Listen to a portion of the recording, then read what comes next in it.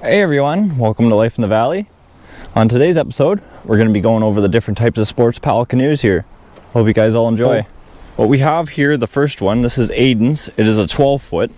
It's a wide stern, as you guys can see down at the back there. It's nice and wide compared to the other two. But Aiden's canoe, it comes in a 12, 14, and 16.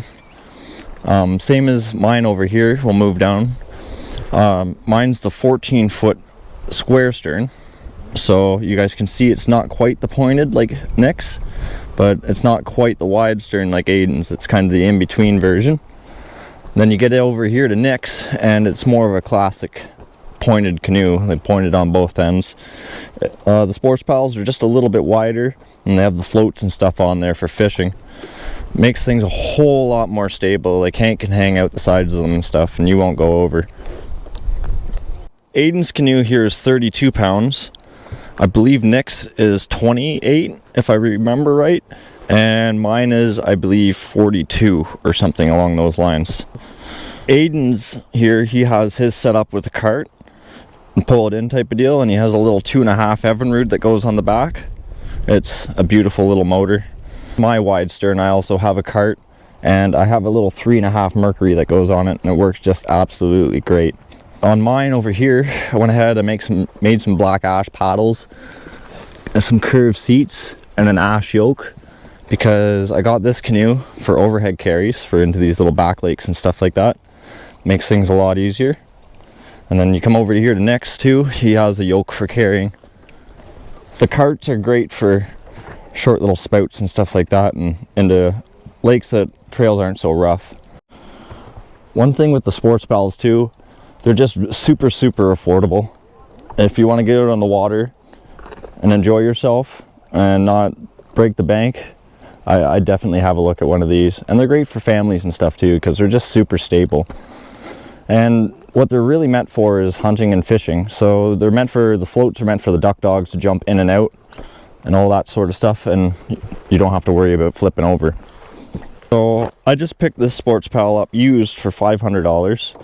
I believe Aiden paid $1,300 tax in for his, and Nick picked his up basically brand new for $800. It was used though once or twice before he got it. And then Alex's canoe, it's a beautiful Swift over here. I believe he paid $1,500 for that used. So quite the price difference, that's for sure. My 14 foot wide stern, the same as Aiden's here, I paid $1,300 tax in for it. Same as Aiden did. It had a small ding in it, so they gave me a discount.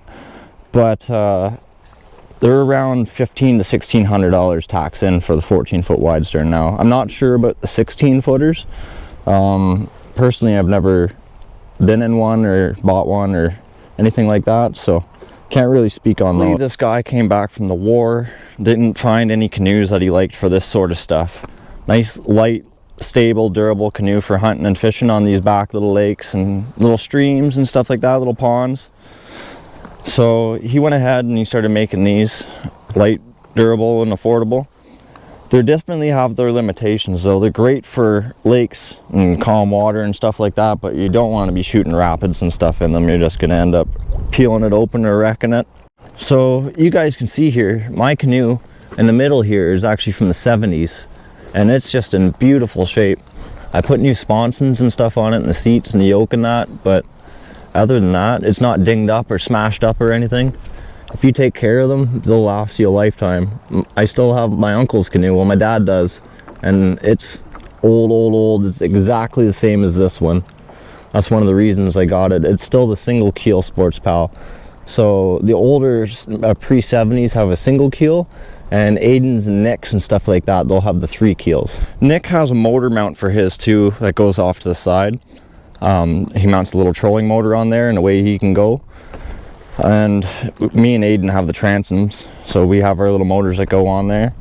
But along with that, I don't know if you can see on them all, we all have oar locks, so if you wanted to like row it like a rowboat, you can go ahead and do that.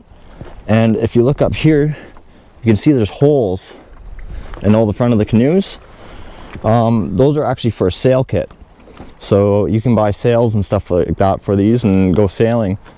And one of the really nice things about the sports pals too You guys can see down here in the sides, right there on mine too, and then I don't know if you guys can see those two little clips on Nick's, but that's where your anchor rope and your anchor goes. You can see better here on Aiden's where he has his hooked up. That comes standard on the Sports Pal, along with paddle holders. So you can see this little bungee cord, it goes over and hooks up to here, and what they do is, yeah, you just wrap them around your paddle and they hold them up in place nice. Well, that's about all I can think of them for now. They're just an overall great, versatile canoe. So I'd definitely look into one if you guys are looking for these types of things. Well, please like and subscribe. Until next time, have yourselves a good one.